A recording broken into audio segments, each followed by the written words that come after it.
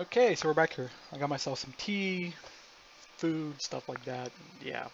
So last video we worked on bug fixing the ore generation system, and my take on it is that this code set is just not functioning well enough. It works for Minecraft because Minecraft's got their stuff set up correctly. They've clearly balanced their stuff so that this equation works for them. It's not working for our ores because we got too much stuff. So we're gonna rewrite this as well. I sort of made a mistake on the last video. Thing is 3 gigabytes. It's going to take an hour to upload. The irony is this one's probably going to be less because we're going to be mostly just coding. So the downside of doing constant motion frames versus just typing. So how we're going to do this is we're going to add a variable. Public int generator type equals 0. We're then going to get rid of this because that's what we're doing right now is rewriting.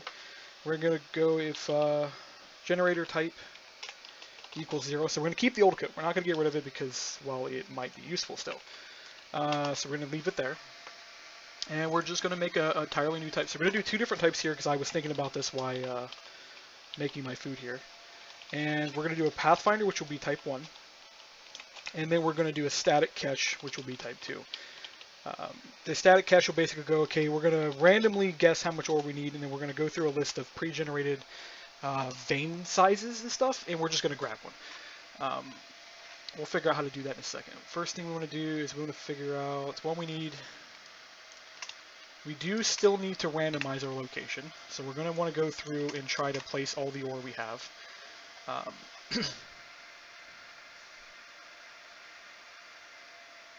Maybe. I gotta think of how to do this precisely. So this is amount per branch, actually, is how this works. And I want to... Why would we use amount per branch twice? I think this is meant to be amount per chunk.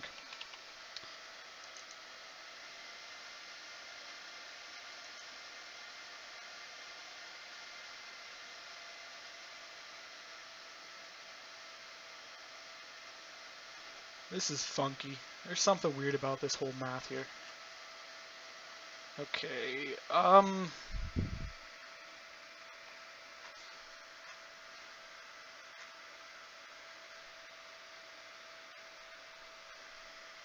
I've started thinking amount per chunk is not the number of ore blocks, it's the amount of branches per chunk.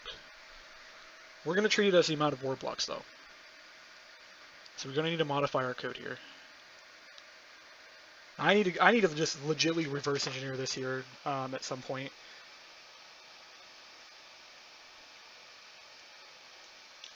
This needs to be renamed Delta.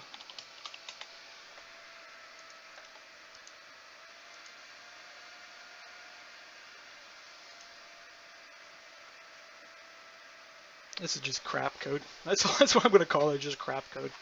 Just put a note here. MC default origin code doesn't work well. A void. Pathfinder origin pre-cache. Pre-cache is going to be the fastest. So what we want to do is we want to generate 1 branch at a time. So this is what this is going to be called. So we're going to be generate branch. Or actually generate it's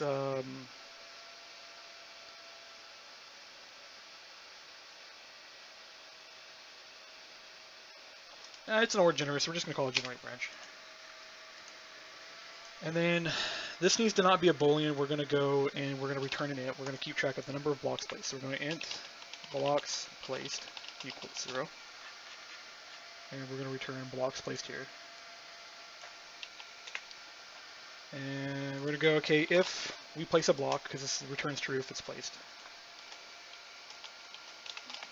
Blocks placed plus plus.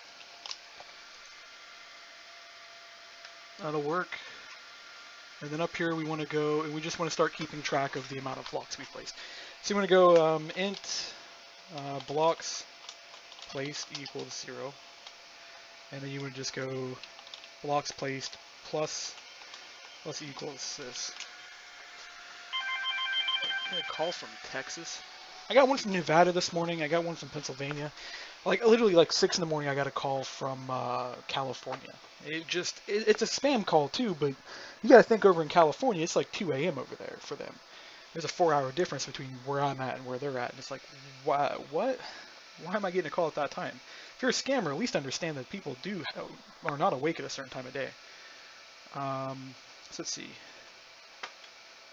We still got a random int system going on here. And we got a random thing going on here. So this will act as our really cool randomizer, which means the only thing this does is randomize the branch. Look at all that code just to randomize a branch layout. This is ways I want to replace this. Is just this is CPU intensive. This is crap. Just to do a comparison, what we're going to do is long time equals system.nanotime. And we'll come all the way down here at the bottom. And we'll go time equals system.nanotime minus time. And then we'll go, not language utility, text helper. String helpers. There we go. And format nanotime, time. And we'll just print this out. So we'll go system.out. Actually, no, we'll do this to a logger. So we'll go engine.logger.info. And we'll just do origin replace. And we just need to pop the location here. So we've got basically our x here. So plus var x plus var y plus var z. And we just need to put some commas between these so these are readable.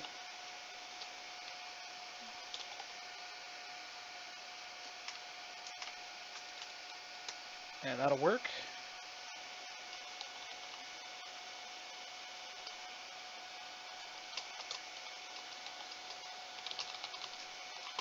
And that way we can see exactly how long it's taking each one of our calls to generate. And then we can go ahead and we can do a full utter run up here. And then we'll just repeat the same exact code. So we can tell exactly how long it took per system. And we'll come through and we'll replace this here later. So that way we're not... I got a debug system we can implement here. That'll work. But this needs to be our chunk. So we just want to get rid of that. Yeah.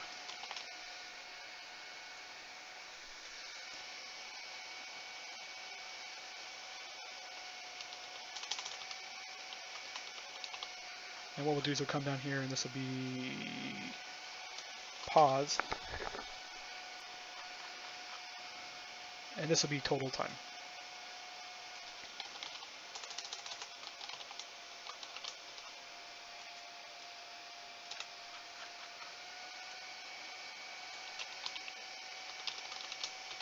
This way we can optimize this down and make sure that each of our tests is running appropriately and we're getting the proper time out of this. Although this would be JUnit tested, by the way, we wouldn't be putting this here, so we're going to remove this when we're done.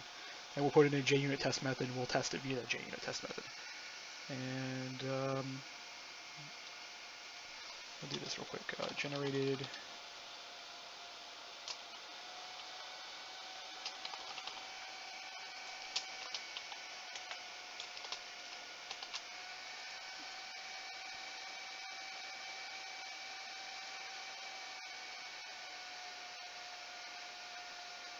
So what we're going to do here is we're going to go, okay, while blocks placed is less than settings.amount per chunk.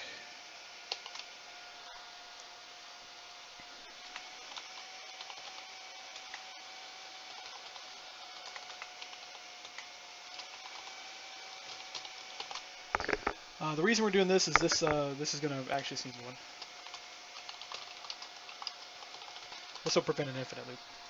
So what happens if we don't end up generating any blocks? Worst case scenario, this while loop just runs like the amount of max chunk, and we're done. We're good to go. And while, yeah, it's less than, yeah, we're good. And then we just need to make sure, well, we don't care if we generate more than what's supposed to be in the chunk. We care if we generate any at all. So we're running this, and I'm going to go ahead and debug Minecraft, and we're just going to run this normally, so we can see how long it's taking to do our stuff. And then I'll write some JUnit tests for this in a second. The JUnit test would be really simple. We make a fake chunk, and we run the code on it. And then we sit there, and we'll loop it like 15, 16 times so we can see how it's running, because we want to give Java a chance to optimize our code. Because Java's pretty cool. It'll start to realize that maybe some of these need to be optimized and they're not as random as they look. And it'll try to handle that appropriately.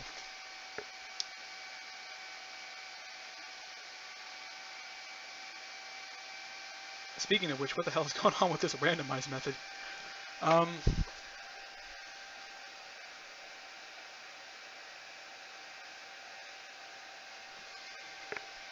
it's getting the difference between the levels. And it's adding it to the min level.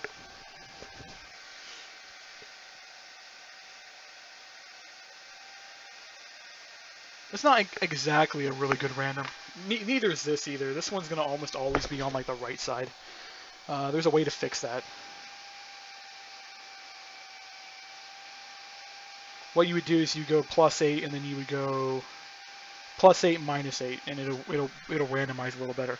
Because if you do +8, you're really close to the center of the block. Although unfortunately these are 16 by 16, so you have a not so perfect system, but it would result in a better randomizer. We'll come through here and we'll look at this. What we'll do is we'll create a JUnit test system that's designed to check our random, and we'll run like a distribution algorithm or something to watch it and see how we're actually distributing the ore and see if we're getting an actual random distribution or if we're getting something that's leaning a little bit to one side too strong. And we'll adjust our algorithms as we go. I don't want to spend too much time on this, but we got to fix the copper ore not showing up. Unfortunately, we should just make a new world. Let's do that. New world, delete, create new world, create new world.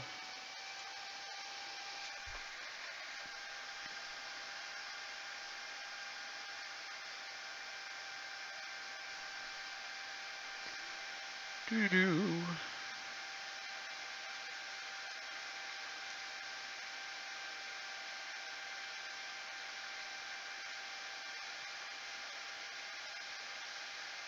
Wow.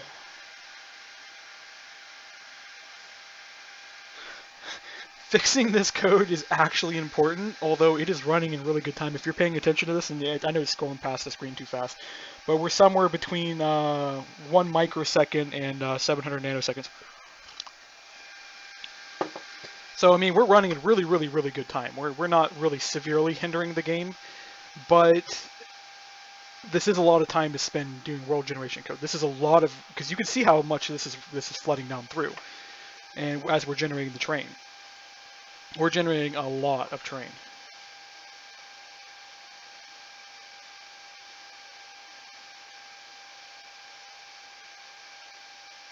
I think we infinite looped. We would stacked overflow by now if we infinite looped. Let's downscreen that real quick. And come down here. And I want to change this line real quick.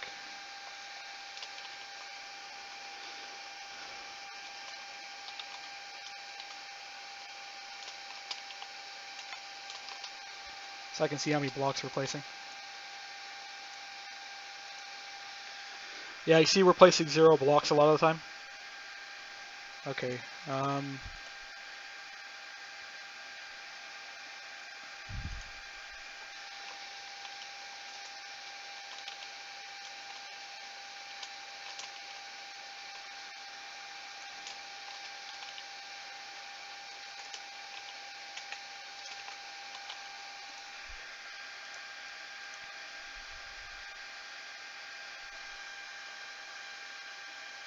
Zero blocks. We're still playing. We're placing basically none on a lot of these block calls.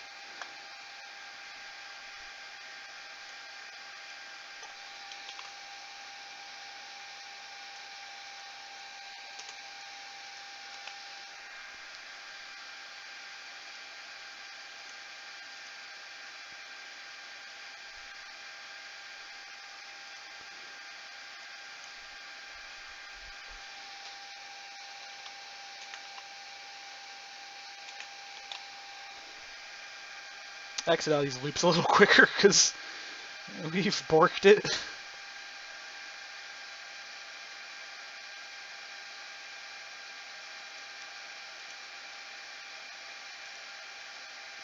Because if you sit here and you look at them, we're generating over roughly the same location over and over and over again. This whole random is just crap.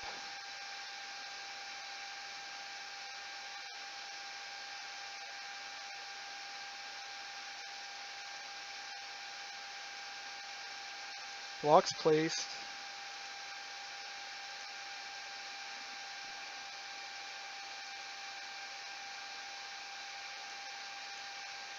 Why am I not line breaking at any given point?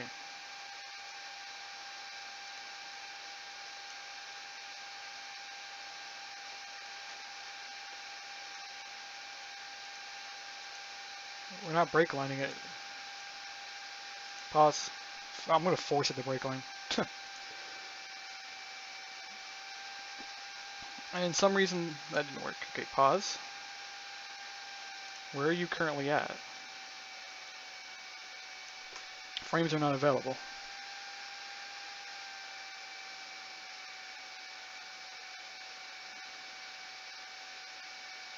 Okay, one of these is the main thread. Right there it is.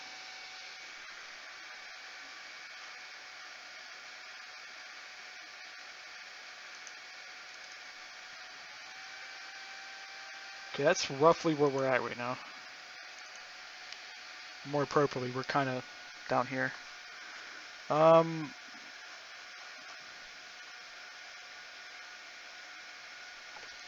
reload and see if it... I mean, we are reloaded, it's just something's acting up.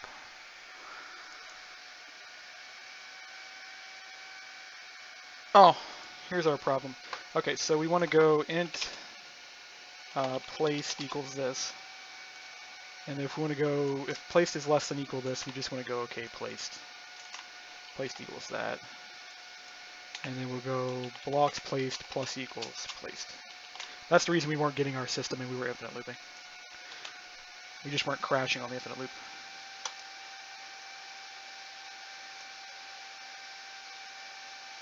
Okay, we should be exiting out of this now at some point, and we're not still. Okay, let's put a break line here. We're not hitting that break line. Can we hit a break line somewhere here? Okay, we're hitting that break line.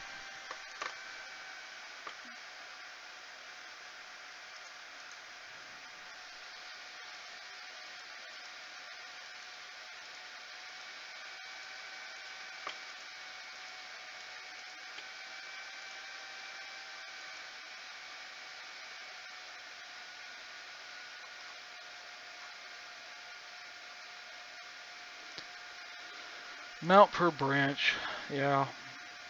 The amount per branch is like what, 2? Yeah, why are we running back through this repeatedly? Play.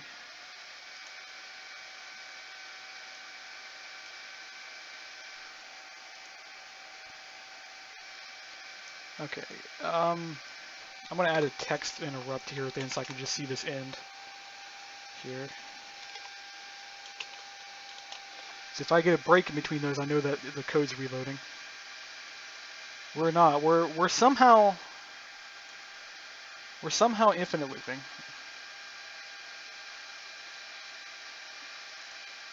And I don't get why. We're not exiting out of that method call. So I should see, because of how the logging system is designed, I should see, actually let's go to the bottom. I'm not seeing that text break between things. We're still stuck in here.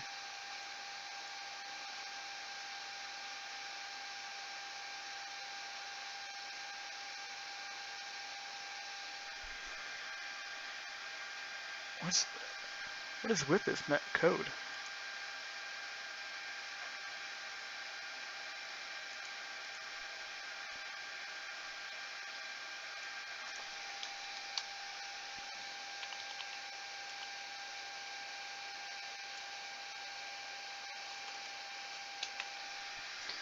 Okay, so we're using B there, we're using B there. Okay.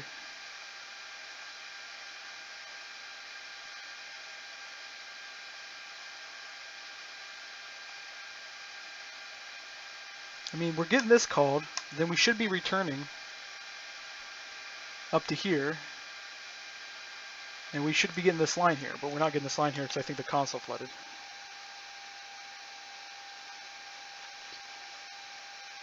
Okay, I'm going to get rid of this, and hopefully that'll help. And now we got a complete, we got nothing coming in the console now. This doesn't make any sense at all.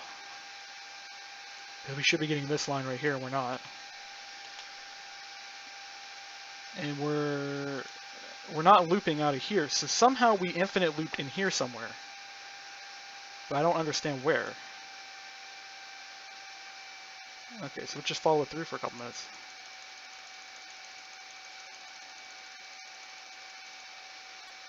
B equals 1.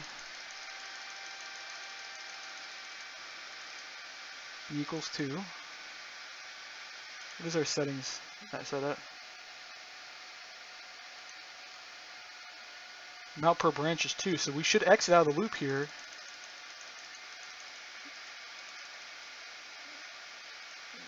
We do. We exit out of the loop. Placed. Unexpected JD error. Debug info might be corrupted. Placed blocks equals 1.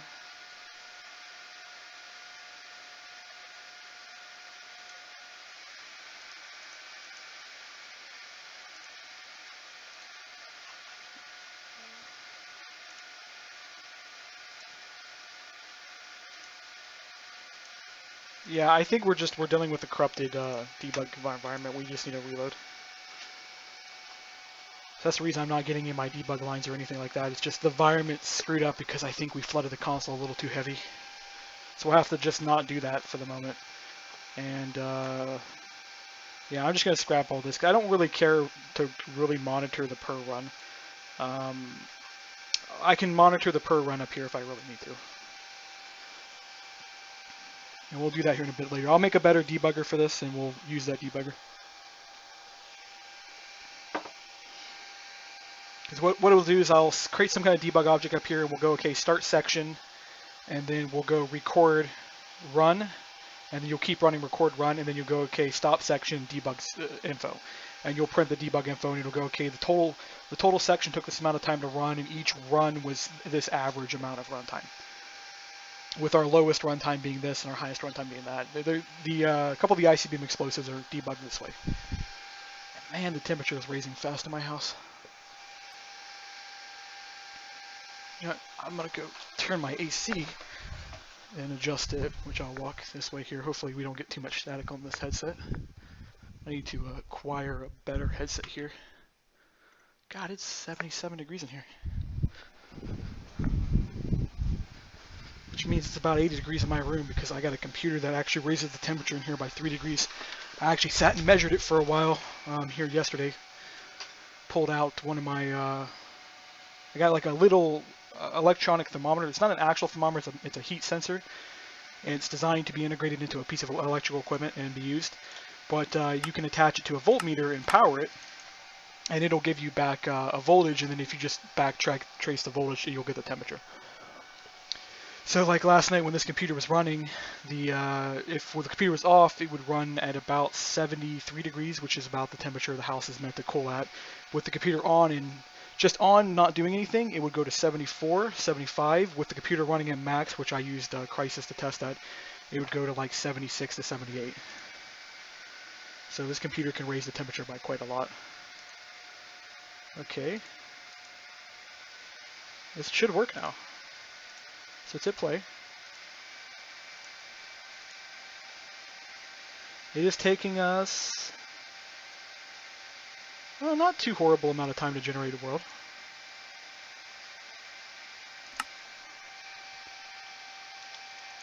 Let's go ahead and look over the log though. Okay, so we are generating blocks. We forgot to record what type of block we generated. But you see we're generating certain amounts of them, and it's not taking this long. It's taking about, giving a few microseconds to run, which is pretty good. You don't start noticing effects on the runtime until you get to the milliseconds. Although this whole entire chunk generation is a couple milliseconds long. Okay, so now let's get our shovel, and we're going to test the base real quick before we write new algorithms. So yeah, if we look at that, we're mostly running iron ore right now. There's some tin, there's some gems. We still don't have any copper. The copper algorithms are broken. The thing is, they all use the same algs, so it's not like we're running different code. So we'll go ahead and close this, and we'll start working on the next thing. So we got some kind of baseline. We know that it runs. Let me open it up real quick. We're running between 2 for low generations of like 5 blocks, and we're running about 30 for about 60 blocks. So it's taking us half a microsecond per block, pretty much. That's not a good calculation because you see we got 2 microseconds here, yet we got 5. But we'll just use that factor that a large run takes 30 microseconds. So if we get underneath 30 microseconds, we're good. If we get down to nanosecond time, we're gold because that's pretty much what we want to do. But so we need to run with generator option 1. So this is our next option here, and let me make sure I actually put the ore name in here. So plus name. Put an extra space there, and put an extra space there. Actually, we'll do my old classic way of doing this, because having those little dashes there makes for nice eye separators.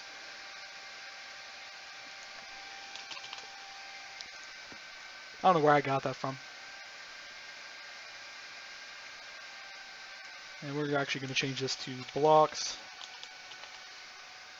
and we'll get rid of that. So by the way, if you didn't notice, that formats really nicely. This will format, I think, all the way up to months on time-wise. I use it in a lot of my debug. Okay, so what we want to do is we want to generate an amount per chunk, and we need a recursive method for this, because no, we don't need a recursive method for this. We need a breadth first Pathfinder, but the problem is I think the only one I know how to make is a depth first.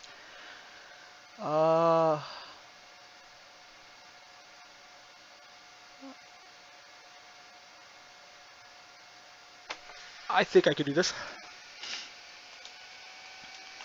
By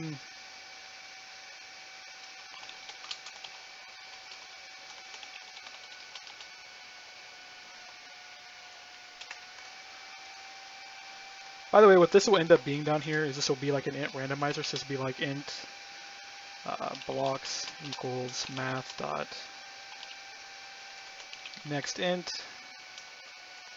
Oh, okay, we're gonna have to do it a different way.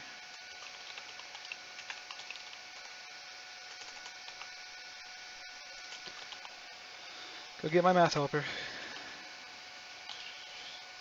And next int, and this will be settings dot amount per branch -2 and then 2. Actually, this would be -1 because we want to make sure we get at least 1 block generated every single time. So lowest you can have yours is 1. And this will be math.max 1.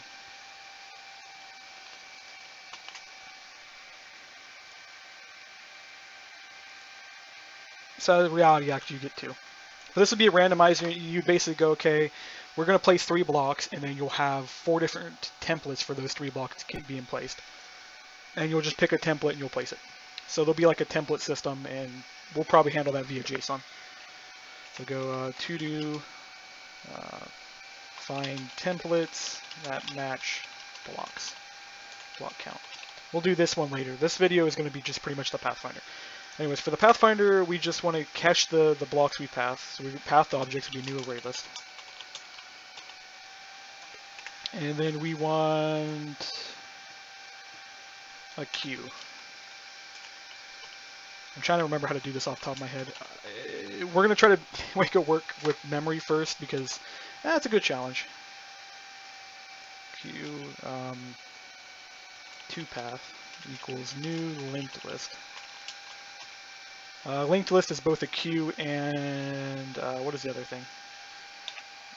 Queue and a stack. Anyways, with the queue is what you want to do is you want to put objects onto the path, and you want to take objects off the path. So to start with, we want to go okay toPath.add our location, which is var xyz. So new pause var x. I need to make a different version of the pause object that is designed specifically for pathing integers, because we're storing doubles right here, so we're actually using twice the memory we need to. So we add that to that, and we want to go okay while toPath is not empty.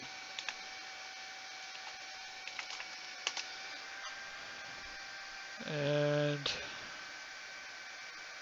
what you do is you go pause next equals toPath.pull, so you take the element off. Then you go okay path.add next. And then what we're going to do is we're going to go forge directions, forge direction dot valid directions. We want to basically path out, and we'll do some randomization for this and a few other things too to make sure this works appropriately. We'll go pause. I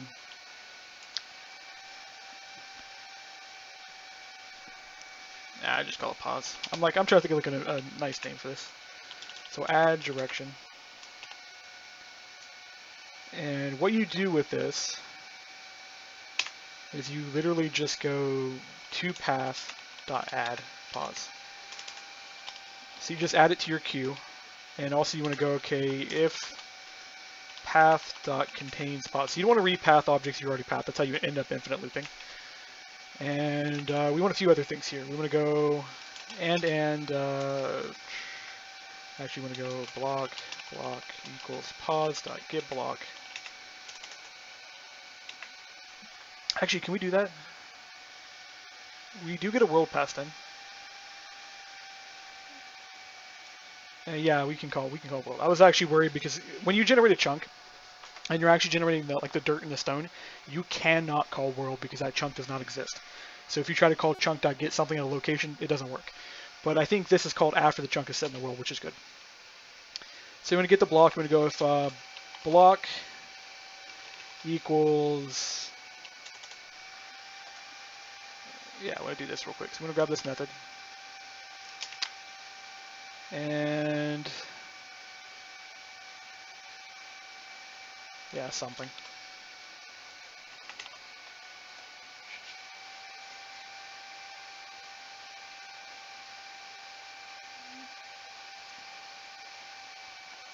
Yeah, this is okay. So we want to remove this part, and we've got our block. So we want to basically go, okay, we can, if you set yourself the error, you can replace anything. If you want to, yeah, actually, you know what? We don't care. We're actually going to move this here too, because what we want to do instead is we're going to say this is null, and we'll actually, yeah, we'll do the same thing down here. So if you set your replace block to null, then you can replace anything. But error is a specific thing. You may actually want to replace an entire cave with, say, nitrogen gas or something with the world gen.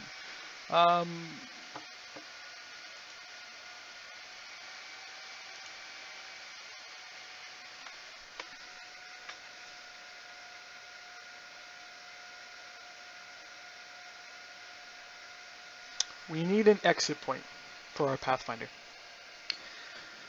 So there's a few other things we want to do. And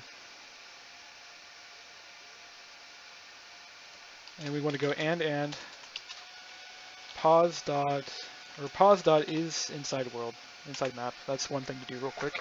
That'll prevent it from going through the top of the map. That'll prevent it from going out the bottom of the map. Then you also want to go pause dot x is less than the chunk border. So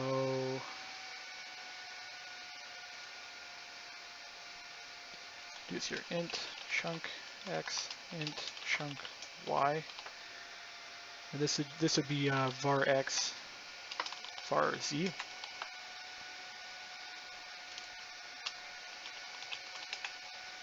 And we're going to rename this real quick. Remove as much ambiguity as possible. So we want to be greater than, actually, we're gonna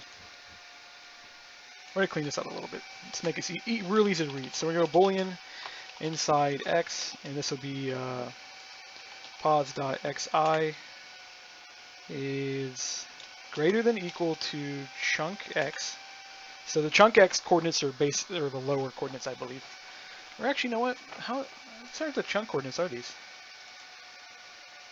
This is actually chunk z. Or no, yeah, that's a z. These are not the chunk coordinates. These are the corner point of the chunk, because we only add 16 to them. Shoot. I'd say Control Z a couple times.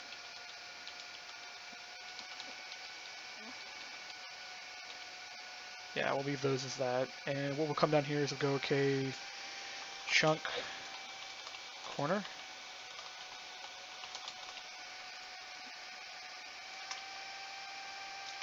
That way we remove ambiguity is what I'm trying to do.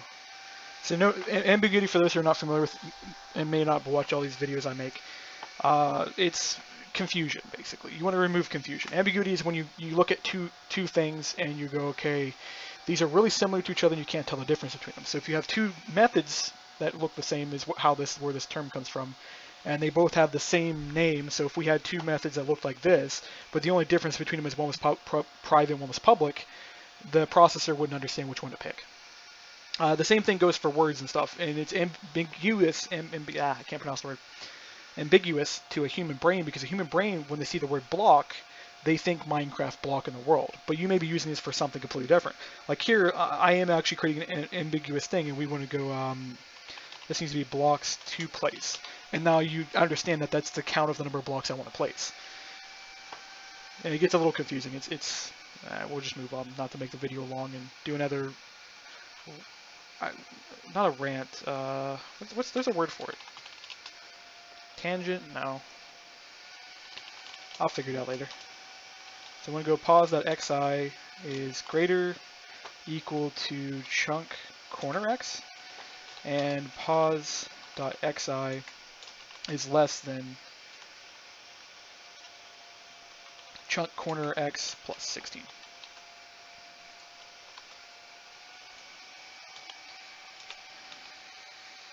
And we probably could make a method for this inside the pods class that is inside chunk, but it wouldn't really be usable.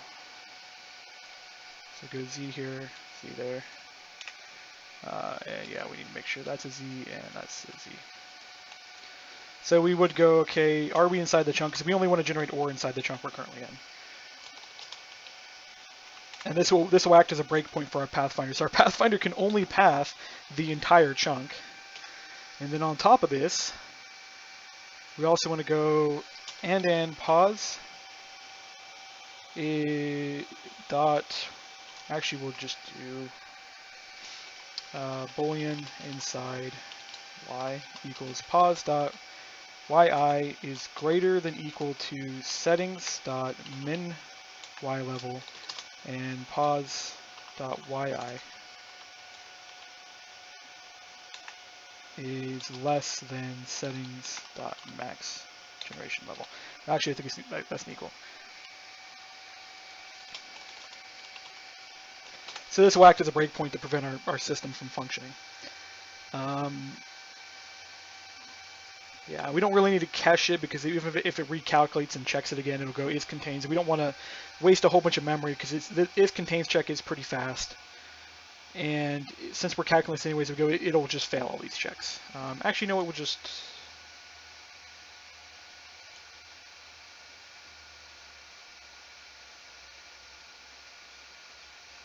We could just put it into the system real quick.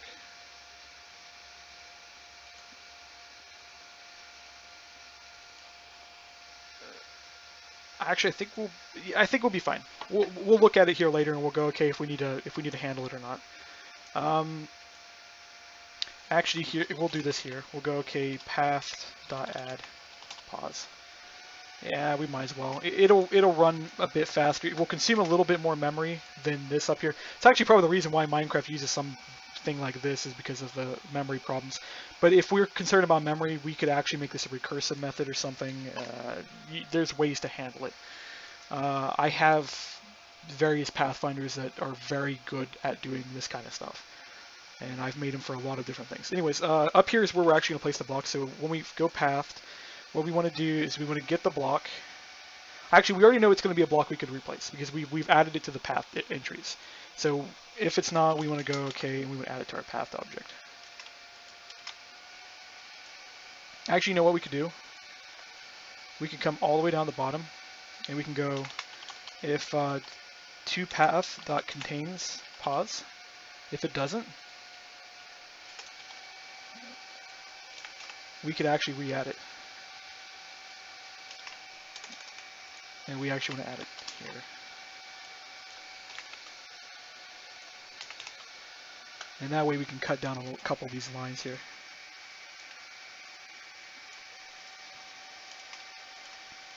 So we go, okay, if you did not add it to our next path entry, then therefore it's not a block we care about, so go ahead and add it to our path list so we don't repath it again. But up here we need to place our block. So we go next block and we kind of just want to place it, I guess.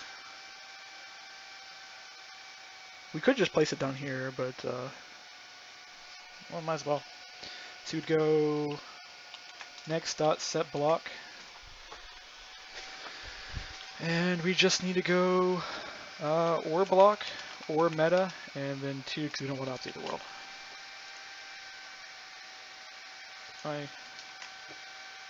Oh, because you need a world value.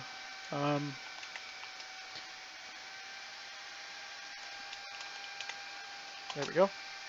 And we want to go, okay, if, and then we go blocks placed plus equals 1. And we then need to add another thing to our loop. We want to go, okay, if this is an empty and blocks placed is less than settings dot amount per branch. That way we exit at this condition. So this is our exit condition. We have an exit condition if we run out of objects to path. And this auto removes our entry. We then add it to the path object. This is our code to place it. So place block, find new locations to place blocks. How this will work, by the way, is you'll end up with a ball-shaped ore vein because of this method. This is where we want to randomize it. So we would want to actually add a randomize to one of these locations. So we would so go to do randomize next path. So that way you're trying to place blocks in something that is not always the same every single time. So you get different veins, but the veins will always connect to each other and they'll always have this weird shape, and you could get really bizarre shapes out of this if you have really large vein sizes. So we'll toy with it, we'll play around with it as we go. This will be this is a breadth first search. People keep telling me this is actually a depth first, but it is a breadth first. If I can spell breadth. I think it's the correct word. You know what? Instead of guessing it, let's go Google real quick because Google is awesome. That's how you determine if we're getting somewhere. Yeah, that's the correct word. Breadth. Yeah, that's the correct word. Okay, let me just use positions already pathed. Positions to path next. First location to path. And we'll document things as we go eventually. So let's go ahead and we have already set our thing to use. Yep, we already set it to use generator 1. And we'll go ahead and do this. The generators will probably be config driven, and I'll probably do some documentation on them and everything. More job offers. I think those are scams, to be honest. I'm starting to get told by quite a few people that there's people going around offering jobs, and they'll collect all your information for the job to do the background checks. If you guys are familiar with job process, you have to give part of your social security number for background checks. And I think what these guys are doing is scamming information off you to do whatever it is they're trying to do. Unfortunately, I have filled out quite a few job applications through these kind of people. So who knows if my identity's been stolen or not, and I don't have the money to pay for identity protection. I'm not too worried about it though, because my credit sucks right now. So good luck trying to open up a credit card or anything else under my name. Or take a loan.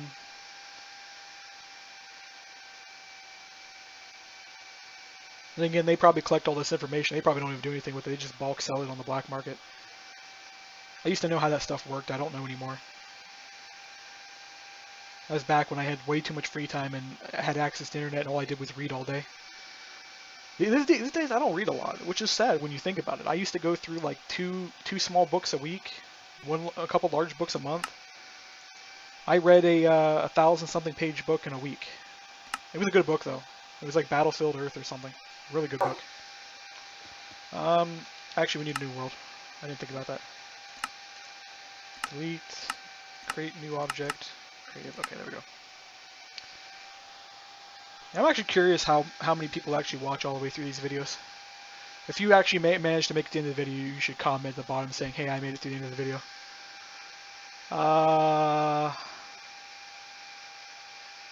Alright.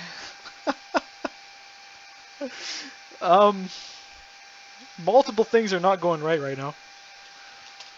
But, this is a cool bug. I will admit this is awesome. Okay, we messed something up in the Pathfinder. One, if you notice, we're not getting branching behavior. We're getting like one object placed and we're done.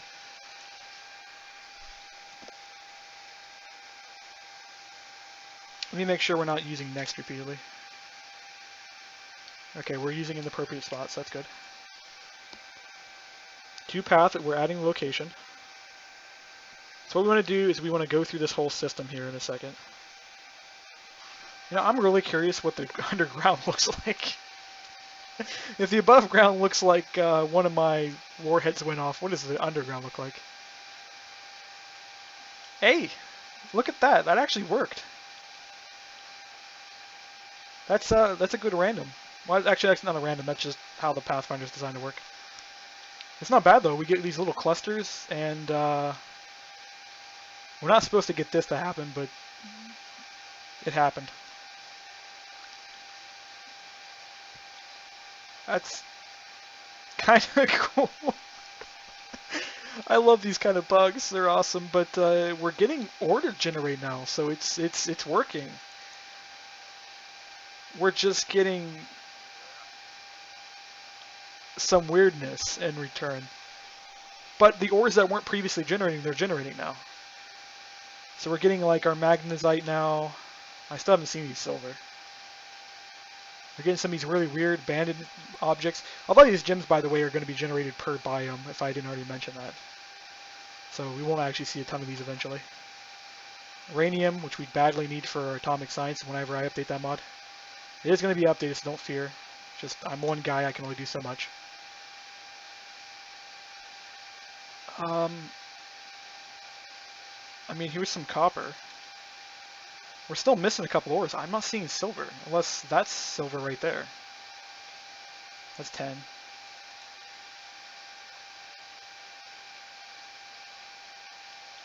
Is this silver? No, it's zinc.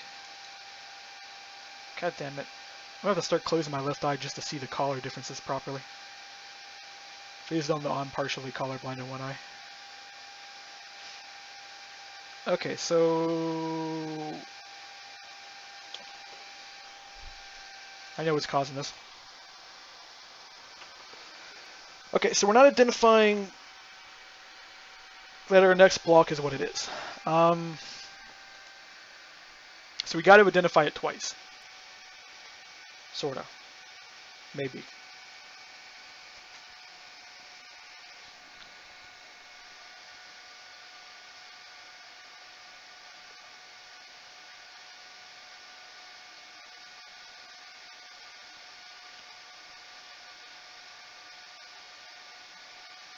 Yeah, we're going to have to identify the block. This is going to be 2 block calls to the world, but it will prevent this from happening.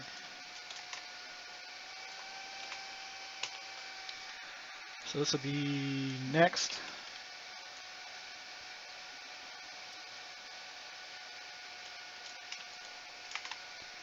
To be honest, if we hit a spot where we're not supposed to place a block, we probably should stop the Pathfinder right there.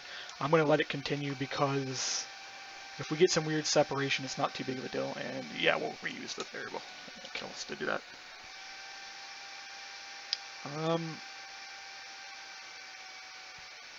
Yeah, we're good actually. Save and quit, make a new world.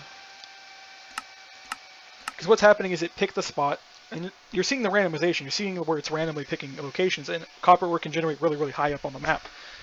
So you're seeing where it can generate surface level, which I wanted to do. So we'll go ahead and create a new world. And unfortunately, what it did is it got the location. It didn't check to see if the location could be placed, and it just placed the block anyways. So we kind of derped on our Pathfind object.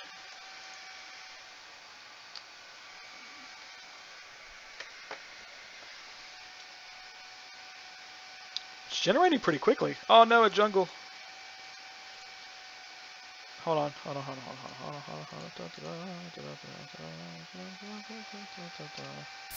I have to do this. For those who don't know, I have a strong dislike for jungles. Oh, it goes on forever. Oh, there's a biome over here. I'll let that burn though, even though it's going to kill my processor. Okay, before we dig any deep, let's just look across the side of this mountain and see if we're going to get some nice surface ore deposits. Here's some coal. Here we go, we got a surface ore deposit of copper. Not too bad looking. So look at that. We got a bit of a... I broke a block by mistake. So now we just got to get some randomization going in there, and the Pathfinder is proving to be running pretty well too, because we're getting some pretty good load time. And if we look at this, we're getting actually, it didn't change any. It's about the same. Yeah, it's about the same. It looked like it did decrease on the 5-block one, but that's inconclusive results because we would have to test both side by side with JUnit to compare if both are any different. Yeah, whatever. I'm not going to answer that right now. Yeah, I mean, then we're getting some weird results like this, like 16 blocks taking 40, then 20 blocks taking 31, then 10 blocks taking 2. So it's really, really random on the amount of processor time is going on.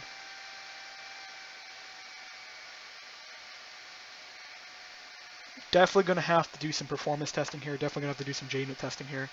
It's not bad though. Like overall, we're probably only spending a couple seconds generating an entire world, which is okay. When you consider the fact that we have multiple mods all doing ore generation at the same time, that's actually not too bad. We do need to make sure we keep it down because when you have multiple mods all doing ore generation, this is what causes servers to fail, and when people are exploring that, the server starts to cripple itself trying to load new chunks. I do plan to make a mod that procedurally loads chunks out a distance eventually that will solve this problem by loading chunks, so the only thing you have to do is just read right from the disk. But I'm going to do a predictive algorithm to try to help with that too. That'll predict what chunks it needs to load and start queuing them before the player even gets there. It'll queue them one at a time. That way, instead of trying to load 15 chunks at one, you're loading one chunk per tick instead of 15, which would make a huge difference. It's spreading that processing power over time, which is a lot of mods do not do, and they need to spend a lot of time working on it because it would make a beautiful server run amazingly fast if instead of spending one tick doing all of our work, we spread it across multiple ticks and level that 50 milliseconds out. Okay, so we need to randomize our path here. And we can do this really easily just by going world.rand.nextBoolean. So 50% chance it'll just not path that. And what this will also allow us to do is it would allow us to do different things. We need to really randomize this part right here. This is the part that needs to randomize. Because how this works is we're always going to the north first. And we always go north. Or actually, we always go up first, actually. Or no, down, actually, apparently. So how do we want to do this? So what I want to do is create a list.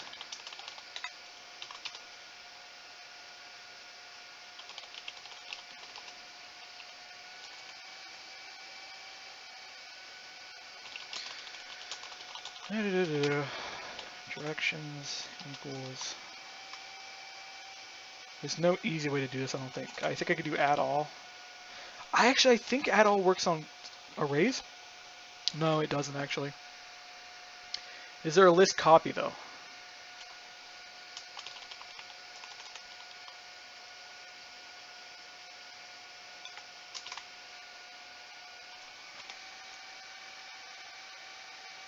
Cannot resolve method. Okay,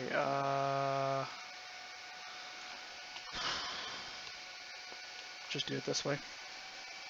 That will not even work. Come on. Okay. First and then rest. So now I have to go. Yeah, I can do this.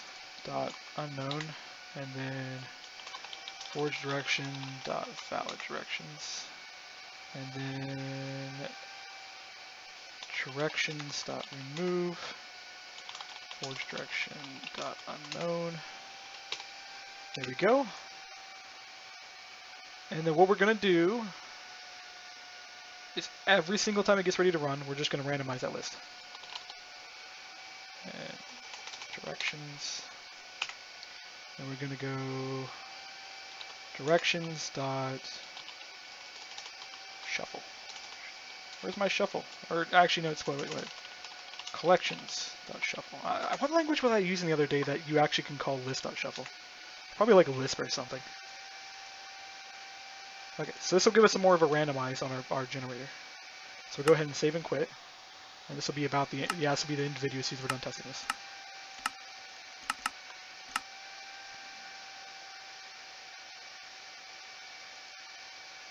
Well, crap. Unsupported operation exception. Because this is not a proper list. I hate this sometimes. Okay, so we got to do a proper list. New array list. Directions dot add forge direction dot. Actually, no, what we'll do it this way. So this will be for forge direction.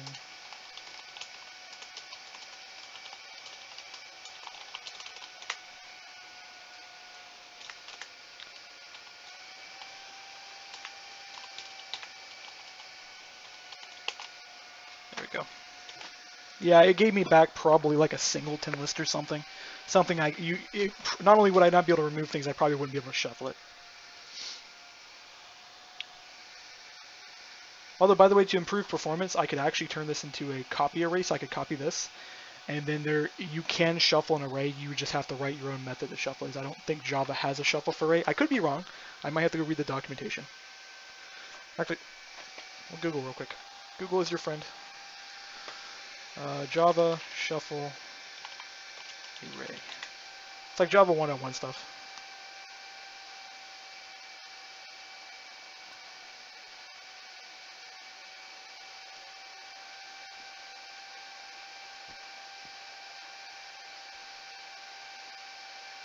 It actually does work.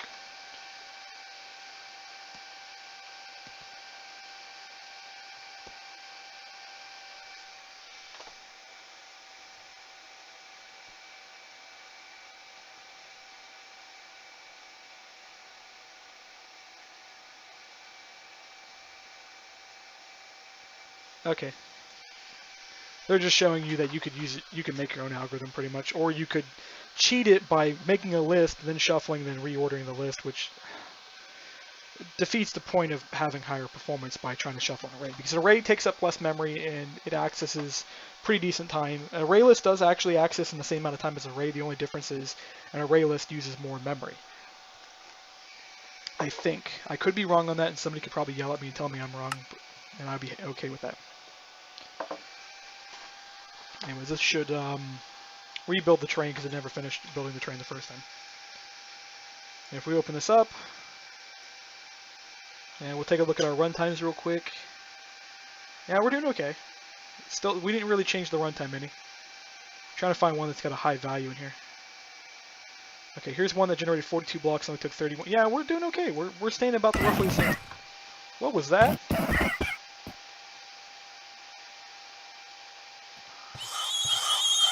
Oh no, the poor horsey! That was actually a pretty terrifying noise, I gotta admit that. Look at the nice cave generation in the world. I was actually talking to a few devs on how to fix this. I think I have a solution.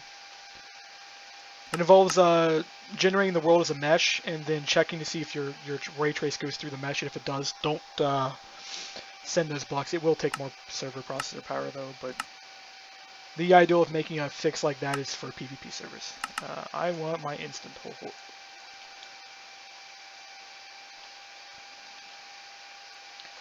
Oh man, look at that randomization. We got some really weird ore generation. And we got some copper. Decent quantity too, not too bad, not really high, not too low. 10 mixed in with it. Really nice randomization. I'm actually loving this. The densities are a bit high, so I'm probably going to work on balancing them here, but we're done. That's a new algorithm. It runs pretty good. It needs a lot more tweaks, and there's a lot of things I could do to it to make it run faster. A lot of things I can do to it to make it use less memory and stuff as well. But that's the end of this video, and we'll get back to this another time.